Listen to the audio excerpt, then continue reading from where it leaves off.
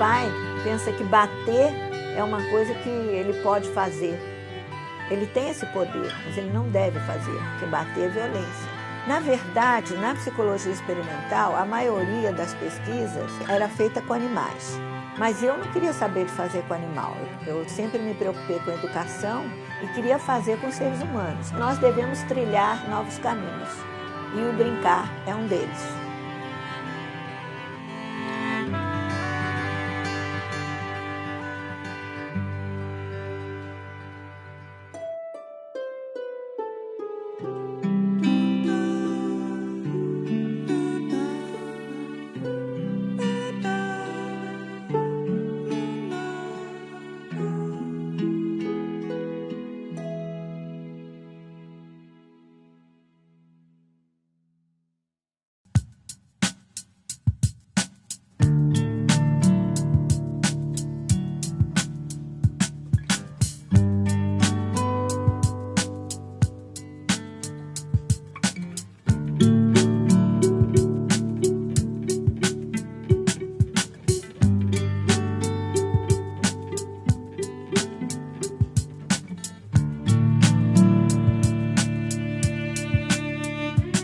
A doutora Eda Bom Tempo é uma professora da Universidade de São Paulo. Em termos da sua formação, ela é pedagoga, pesquisadora, doutora e livre-docente em psicologia na Universidade de São Paulo. Ela é uma pioneira na área da psicologia do brinquedo e o seu trabalho abrange tanto o ensino médio como o ensino universitário e até as crianças pré-escolares. Ela se destaca principalmente na implantação das brinquedotecas e o seu trabalho é aplicado também no tratamento de crianças hospitalizadas utilizando o brinquedo. Ela pesquisa o brincar na nossa cultura há muitos anos e essa pesquisa abrange tanto aspectos teóricos como metodológicos. É uma das principais pesquisadoras do país e também trabalha na divulgação dos seus trabalhos e da importância do brinquedo, tanto na mídia impressa como na televisão. Numa das pesquisas que ela fez, ela se preocupou em conhecer o que as crianças pensavam a respeito da boneca Barbie. Ela também é membro da Associação Nacional de Brinquedoteca e trabalha como conselheira na Fundação Abrinq. O trabalho da doutora Eda é muito importante pelo seu pioneirismo e por estar sempre na ponta em termos de pesquisas na área do brinquedo. Embora eu tenha nascido em São Paulo, eu passei a minha infância e adolescência quase toda no Rio de Janeiro, porque meu pai era oficial do Exército e muitas vezes ele foi transferido para São Paulo, por isso que eu nasci aqui. Minhas primeiras lembranças se prendem à reunião da minha família toda na casa dos meus avós paternos, que eram músicos.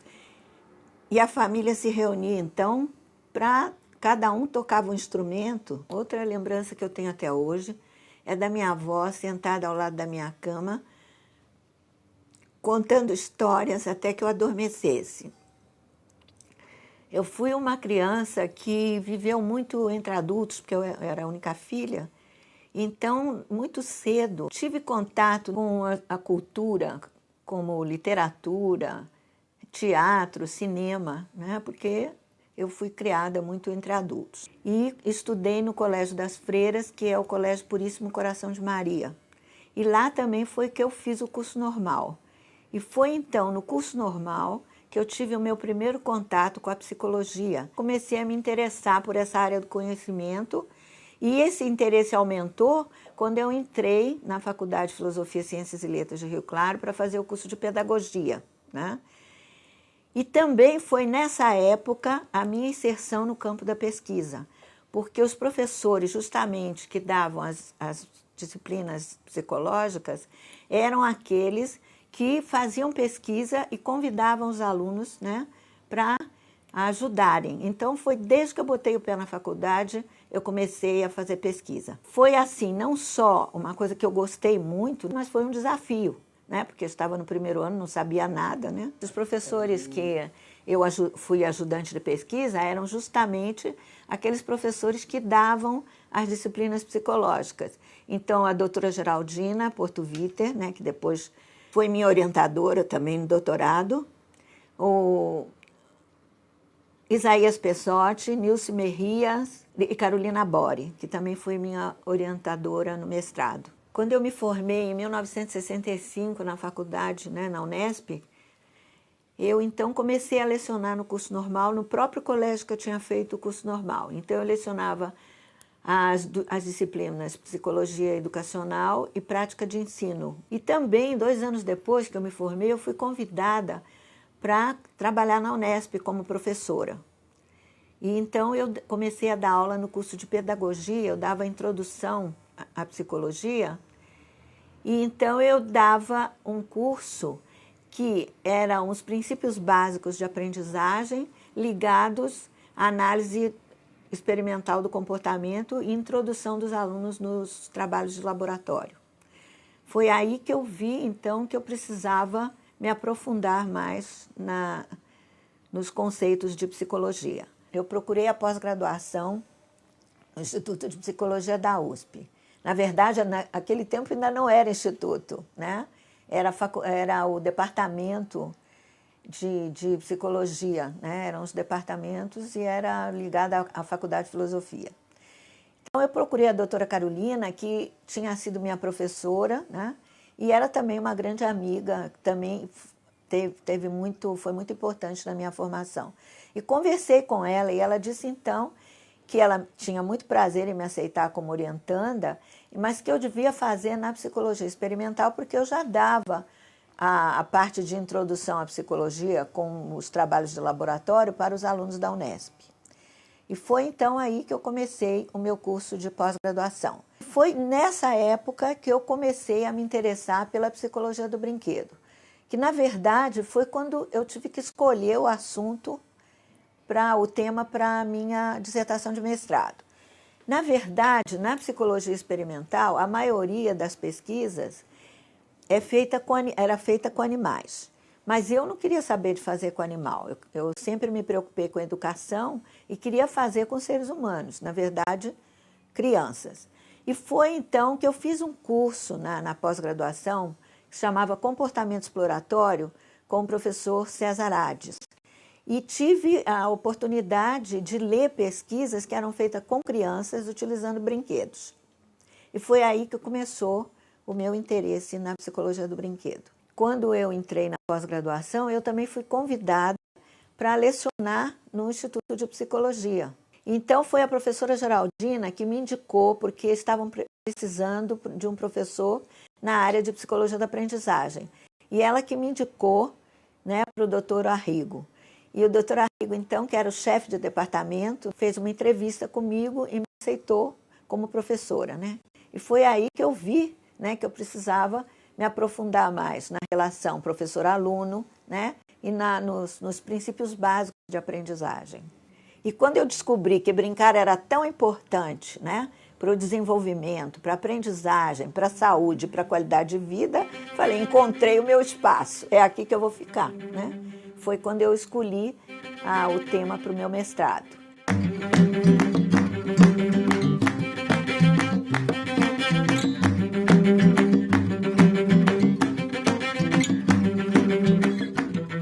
Embora as pesquisas tenham começado desde a década de 30, elas não eram como hoje, né? Elas tinham aquela coisa de você fazer um levantamento e fazer uma descrição do comportamento das crianças, como acontecia. Inclusive, um dos primeiros que fez essas pesquisas chama-se Parten, que ele fez uma escala de comportamento social da criança brincando. Os pesquisadores, eles não tinham aquela preocupação de unir algum modelo teórico à pesquisa. Com os trabalhos de Piaget, em 1950, aí começaram, então, umas pesquisas mais ampliadas, né? No sentido assim de estudar o brincar de uma maneira geral.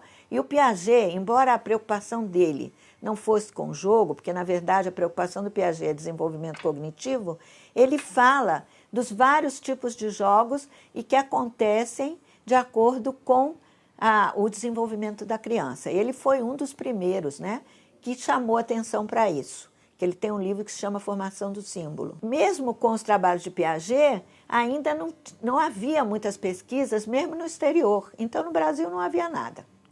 E na década de 70, então, é que a gente fala que há o reaparecimento da pesquisa. Eu fui a primeira brasileira, né, que comecei a estudar esse tema, né? Na década de 70, que eu comecei a fazer o mestrado, e foi aí que eu comecei a estudar e vi a amplitude do tema. À medida que eu lia, que eu me interessava, eu via que o tema era bastante amplo e muito importante. Desde 1975, eu comecei como professora da pós-graduação. Eu leciono as disciplinas Psicologia do Brinquedo e Brinquedo, Aprendizagem e Escola. Essa segunda disciplina é uma disciplina mais prática. Quando eu comecei também a estudar Psicologia do Brinquedo, eu comecei fazendo levantamento de categorias, assim, olhando a frequência dos comportamentos da criança frente a um determinado brinquedo. As minhas duas primeiras orientandas, que foram o Sei e Zamberlan, e defenderam o mestrado em 78 e 79, seguiram essa minha linha de atuação, que era a pesquisa quantitativa. Foi então que nós publicamos o primeiro livro, que se chamou Psicologia do Brinquedo, Aspectos Teóricos e Metodológicos, em 1986. E tive também a colaboração de uma ex-aluna minha, mas essa só colaborou numa pesquisa que eu fiz com crianças de 1 ano. Eu estava preocupada em saber se o brinquedo industrializado era mais importante para a criança, quer dizer, ela preferia mais o brinquedo industrializado, ou se objetos que ela transformava em brinquedo. Então, eu fiz essa pesquisa vendo também a novidade e a complexidade dos objetos. Porque, na verdade, os primeiros estudos que foram com comportamento exploratório, eles estavam preocupados em ver a novidade e a complexidade dos estímulos. E foi aí que eu comecei também, e esse livro é bem voltado para a pesquisa quantitativa, Psicologia do Brinquedo, Aspectos Teóricos e Metodológicos. Uma criança pequenininha, um bebezinho, ou criança de 1 ano, 1 ano e meio, você botar ela lá na cozinha com as panelas, vai fazer uma festa. Ou se você der, por exemplo, uma caixa em que você coloca, né, uma porção de coisas, quinquilharia, né, papel brilhante, caixinha, coisas que ela pode encaixar, desencaixar. Ela gosta muito dessas coisas, a criança pequena, porque ela está ainda desenvolvendo a coordenação motora fina, né? Não só a grossa como a fina. E depois eu vi que só a pesquisa quantitativa, embora seja válida, ela não era suficiente para estudar o comportamento de brincar. Porque o comportamento de brincar é um comportamento muito complexo, né? Porque ele envolve a parte motora, a parte afetiva, né? A parte cognitiva, a parte social. Então, fica muito difícil você fazer uma coisa quantitativa. Foi então que eu comecei a completar as minhas pesquisas com entrevistas com a criança e histórias também, né? Por exemplo, quando eu fiz a pesquisa da Barbie, a gente fazia uma entrevista com a criança. A primeira pesquisa que nós fizemos da Barbie foi quando ela fez 30 anos. O que nós queríamos saber? Por que ela estava no mercado há tanto tempo? Aliás, ela está até hoje, né? Ela tem 45 anos agora. Fazíamos entrevista com a criança, né? Então, você gosta da Barbie? Por que você gosta?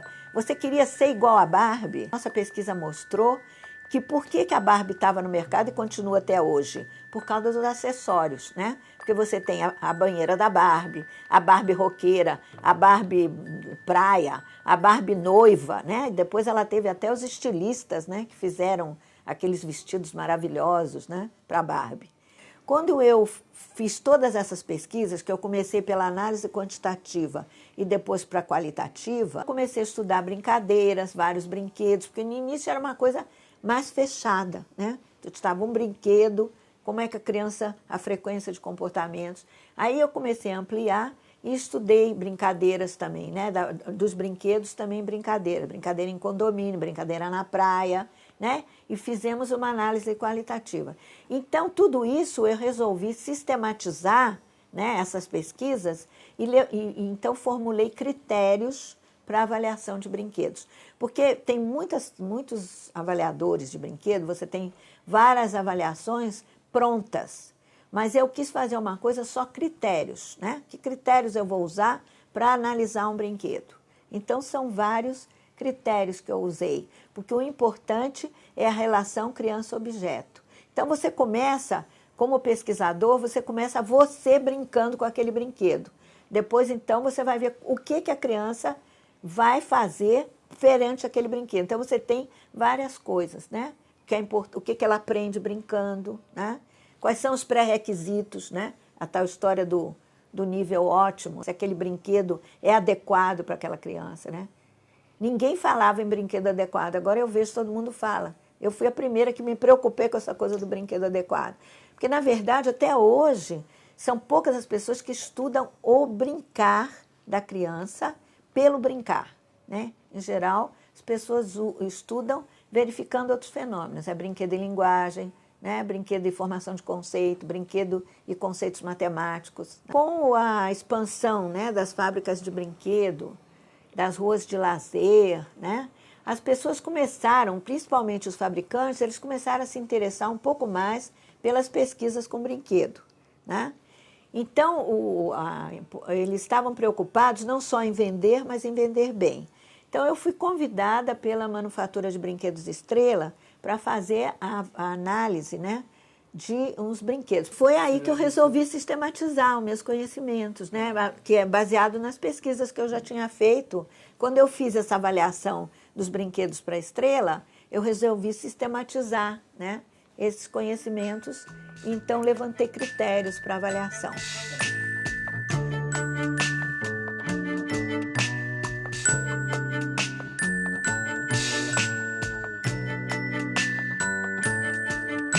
Com o movimento pelos direitos da criança, que depois surgiu o Estatuto, né, da Criança e do Adolescente, e que agora está fazendo 15 anos, a Secretaria do Menor ela tinha um projeto que chamou Rede Cidadania. Ela estava preocupada em dar um atendimento melhor ao menor infrator. E nós, então, fizemos um trabalho, que foram muitos profissionais variados, né, que fizeram um trabalho para a Secretaria do Menor. E foi aí que eu tomei, então, contato com a violência contra a criança. Então, muitos fogem de casa porque são maltratados, né? Ela não é maltratada só por pessoas estranhas, não. Ela é maltratada pela própria família, né? Porque o pai pensa que bater é uma coisa que ele pode fazer. Ele tem esse poder, mas ele não deve fazer, porque bater é violência, né? Então, você deve educar sem violência. E foi nesse projeto que eu tomei conhecimento com as pesquisas sobre violência. E depois disso, quando houve, então, a implantação de um laboratório, né, da criança que chamou LACRE, o NEB, que é o Núcleo de Estudos do Brinquedo, estava inserido nesse laboratório. E então eu fiz uma pesquisa que se chamou Violência contra a Criança e Comportamento de Brincar. E então nós fizemos um levantamento, em primeiro lugar, né, das pesquisas dos últimos 5 anos. E essa pesquisa que eu fiz, desse levantamento, eu apresentei no 25º Congresso da Sociedade Interamericana de Psicologia, que está em Porto Rico, em 1995. Essa coisa me levou a entender melhor o comportamento das crianças vítimas de violência.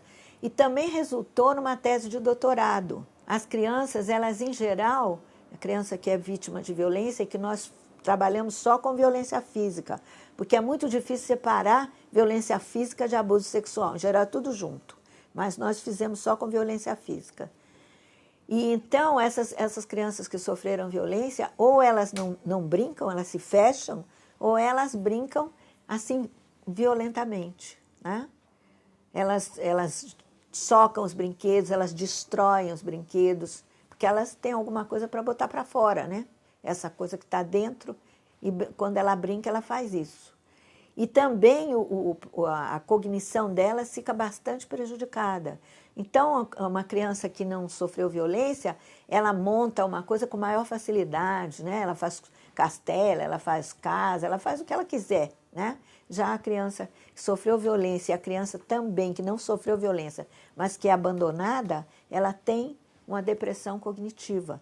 Então, ela não consegue montar, ela faz assim, ó, uma fileirinha, um atrás do outro. experiências que foram significativas também para minhas pesquisas, começando pelo Laboratório de Brinquedos e Materiais Pedagógicos da Faculdade de Educação da USP, que é o Labrimp, e que eu participei, né, quando esse laboratório começou. Nós tínhamos uma equipe bem grande de pedagogos, psicólogos, pessoas da parte artística, tinha pessoas da ECA, né, o pessoal lá da USP, e eu fui encarregada da organização da brinquedoteca, né? E o objetivo da brinquedoteca era justamente dar ao professor, né, uma nova tecnologia de ensino, mostrar como ele podia usar o brinquedo e o brincar na sala de aula, né, que era uma coisa diferente, né? Estava começando. Aqui no Brasil houve, assim, da década de 90 e 2000 para cá, houve, assim, uma expansão imensa de brinquedotecas.